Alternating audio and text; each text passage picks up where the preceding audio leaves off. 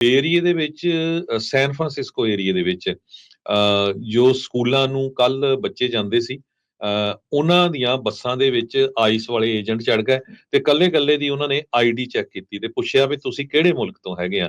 ਸੈਨ Francisco Unified School District ਦੇ students ਨੇ reported ਕੀਤਾ ਵੀ ਉਹਨਾਂ ਨੂੰ US Immigration Customs Enforcement agents ਨੇ ਵੀਰਵਾਰ ਸਵੇਰੇ ਮਿੰਨੀ ਬੱਸ ਜਿਨ੍ਹਾਂ ਦੇ ਵਿੱਚ ਉਹ ਚੜ ਕੇ ਬਲਬੋਆ ਹਾਈ ਸਕੂਲ ਜਾਂਦੇ ਆ, ਤੇ ਹੋਰ ਇੱਕ ਸਕੂਲ ਦਾ ਨਾਂ ਆ, ਉੱਥੇ ਦੇ ਪ੍ਰਿੰਸੀਪਲ ਕੈਥਰੀਨ ਐਰਨਸਨ ਨੇ ਦੱਸਿਆ ਤੇ ਬੈਲੀ ਮਿਡਲ ਸਕੂਲ ਦੇ ਸਟੂਡੈਂਟਸ ਨੇ ਵੀ ਉਹਨਾਂ ਨੂੰ ਇਹ ਦੱਸਿਆ ਕਿ ਉਹਨਾਂ ਦੀਆਂ ਆਈਡੀਆਂ ਚੈੱਕ ਕੀਤੀਆਂ ਗਈਆਂ, ਪੁੱਛਿਆ ਗਿਆ ਕਿ ਕਿਹੜੇ ਮੁਲਕ ਤੋਂ ਤੁਸੀਂ ਬਿਲੋਂਗ ਕਰਦੇ ਹੈਗੇ ਆ।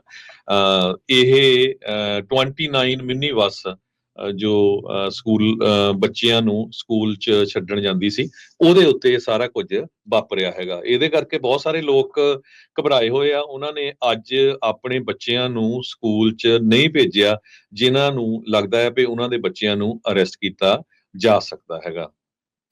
ਬਿਲਕੁਲ। ਵੈਸੇ ਕੈਲੀਫੋਰਨੀਆ ਦਾ ਕਾਨੂੰਨ ਕਹਿੰਦਾ ਆ ਵੀ ਜਿਹੜੇ ਸਕੂਲ ਵਾਲੇ ਆ, ਨਾ ਉਹ ਨਿਆਣੇ ਦੀ ਇਮੀਗ੍ਰੇਸ਼ਨ ਸਟੇਟਸ, ਨਾ ਮਾਪਿਆਂ ਦੇ ਇਮੀਗ੍ਰੇਸ਼ਨ ਸਟੇਟਸ ਨੂੰ ਪੁੱਛ ਸਕਦੇ ਆ।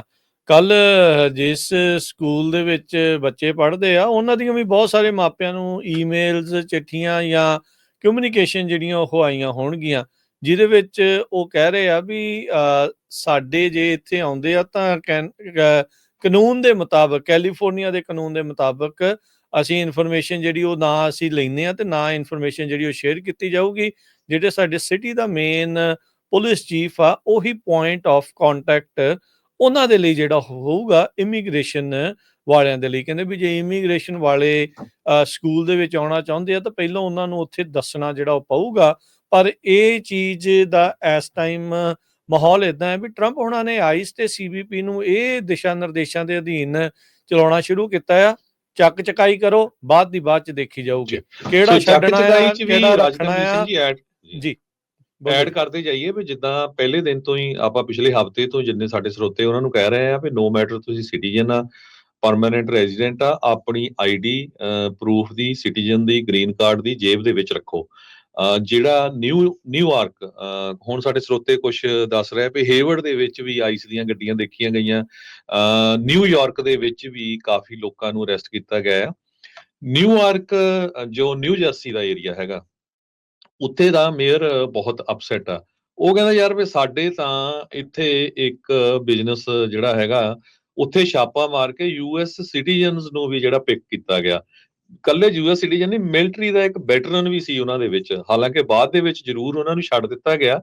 US citizen, US military veteran ਤੇ ਅਨਡਾਕੂਮੈਂਟਡ ਇੰਡੀਵਿਜੂਅਲਸ। ਇਹ mayor of New York, new jersey ਦੇ, ਉਹਨਾਂ ਨੇ ਦੱਸਿਆ ਵੀ ਫੈਡਰਲ ਇਮੀਗ੍ਰੇਸ਼ਨ ਏਜੰਟਸ ਨੇ ਲੋਕਲ ਬਿਜ਼ਨੈਸਸ ਦੇ ਉੱਤੇ ਰੇਡ ਮਾਰੀ ਹੈਗੀ ਆ।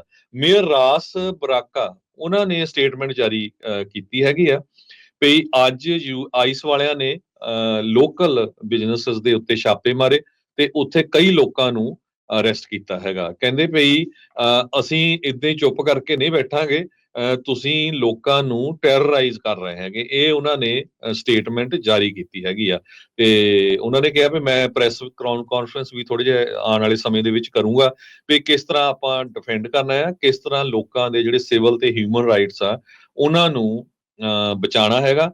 ਇਹ ਸਰੋਤਿਆਂ ਨੂੰ ਦੱਸਦੀ ਜਾਈਏ ਵੀ ਨਿਊਯਾਰਕ, ਨਿਊ ਜਰਸੀ ਸਟੇਟ ਦਾ ਜਿਹੜਾ ਸ਼ਹਿਰ ਆ, ਇਹ ਸੈਂਚੁਰੀ ਸਿਟੀ ਆ।